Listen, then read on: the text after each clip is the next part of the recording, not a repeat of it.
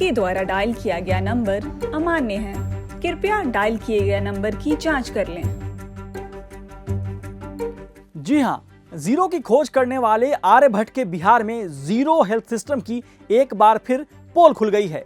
Corona जब अपने पांव पसार रहा था तब बिहार में टेस्टिंग कछुए की चाल से हो रही थी, लेकिन जब टेस्टिंग बढ़ाने की बात हुई तो ऐसा बढ़ाया कि कहां जीरो लगाना है और कहां नहीं, यही भूल गए।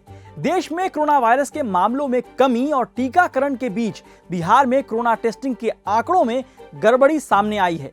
सरकारी अस्पतालों में दी गई कोरोना की टेस्ट रिपोर्ट के डेटा में मरीजों के मोबाइल नंबर, पते, नाम से लेकर रिपोर्ट की गलत जानकारी दर्ज की गई।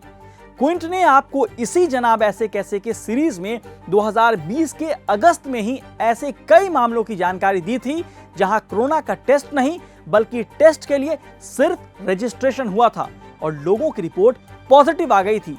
जमाल अथर रूमी के परिवार के 18 लोगों का कोरोना टेस्ट करने के लिए रजिस्ट्रेशन किया गया। सिर्फ रजिस्ट्रेशन, टेस्ट नहीं, लेकिन 18 में से 5 लोगों की रिपोर्ट पॉजिटिव आ गई।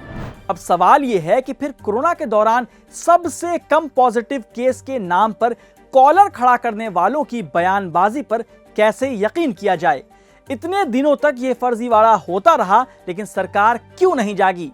इसलिए बिहार की जनता पूछ रही है, जनाब ऐसे कैसे?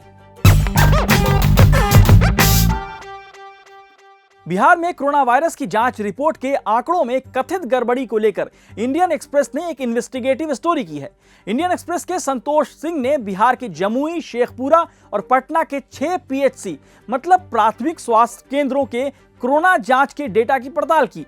16, 18 और 25 जनवरी की टेस्टिंग डेटा में जमुई में कुल 588 एंट्री दर्ज की गई थी, जिनमें कई एंट्रियां गलत थी, जिसके लिए फर्जी नाम और मोबाइल नंबर का इस्तेमाल किया गया था।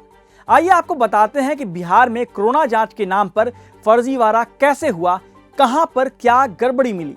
रिपोर्ट के मुताबिक जमुई के बरहट में कोरोना टेस्टिंग की कुल 230 एंट्री थी, जिनमें से सिर्फ 12 एंट्री सही पाई गई। सिकंदरा के प्राथमिक स्वास्थ्य केंद्र में मिली 208 एंट्रियों में से केवल 43 की ही पुष्टि हुई। जमुई सदर के डेटा रिकॉर्ड में दर्ज 150 एंट्रियों में से सिर्फ 65 एंट्री ही सही पाई गई। बरहट के टेस्टिंग डेटा में दर्ज 25 मोबाइल नंबर गलत पाए गए। सिकंदरा में कोरोना टेस्टिंग डेटा में भी दर्ज 16 मोबाइल नंबर गलत मिले, तो बरहट में एक ही मोबाइल नंबर का इस्तेमाल 26 लोगों के लिए किया गया। चलिए आपको जीरो थ्योरी भी समझाते हैं। 25 जनवरी को 83 लोगों का कोरोना टेस्ट हुआ, जिसमें 46 लोगों के रिकॉर्ड में मोबाइल नंबर की जगह 10 बार जीरो लिखा गया। वहीं जमुई के ही एक और प्राथमिक स्वास्थ्य केंद्र सदर में 16 जनवरी को 150 लोगों का कोरोना टेस्ट हुआ, जिसमें 73 लोगों के रिकॉर्ड में मोबाइल नंबर की जगह 10 बार जीरो लिखा मिला। क्विंट ने भी आपको कोरोना काल में अपने इसी सीरीज जनाब ऐसे कैसे में बिहार में कोरोना की टेस्टिंग की रेंगती हुई स्पीड और खस्ता हाल इलाज को लेकर बताया था।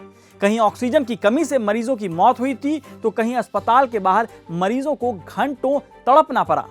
नीतीश सरकार के हेल्थ मिनिस्टर और बीजेपी नेता मंगल पांडे हर रोज अपने ट्विटर पर कोरोना जांच का आंकड़ा देते हैं। उनके मुताबिक 11 फरवरी तक बिहार में कुल 2,18,12,681 जांच की जा चुकी है। लेकिन मंत्री जी के इस डेटा पर अब कितना विश्वास किया जाए? प्राथमिक स्वास्थ्य केंद्र में तैनात स्वास्थ्य कर्मियों से बातचीत में यह पता चला कि डेली टारगेट को पूरा करने के लिए टेस्टिंग डेटा में गड़बड़ी की गई। डेली टारगेट का दबाव किसने बनाया और क्यों? क्या कोरोना जैसे महामारी में इस तरह की गड़बड़ी बिहार के लोगों के साथ खिलवाड़ नहीं है? अब जब मीडिया में फर्जीवाड़े की कहानी सामने आई तो सरकार ने जांच के आदेश दिए।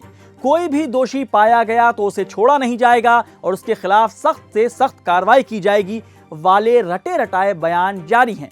लेकिन सवाल यह है कि यह फर्जीवाड़ा कोई पहले दिन नहीं हुआ है, फिर सरकार क्यों नहीं जागी? क्यों सरकारी तंत्र इन गड़बड़ियों पर रोक नहीं लगा पाई? सरकारी आंकड़ों के मुताबिक 11 फरवरी 2021 तक बिहार में 1521 लोगों की मौत कोरोना से हुई है। लेकिन इन फर्जीवाड़े के बाद इन आंकड़ों पर यकीन कैसे किया जाए? फिलहाल सिर्फ 3 जिलों के कुछ प्राथमिक स्वास्थ्य केंद्र की जानकारी सामने आ सकी है। क्या सरकार खुद हर जिले की गड़बड़ियां सामने लाएगी?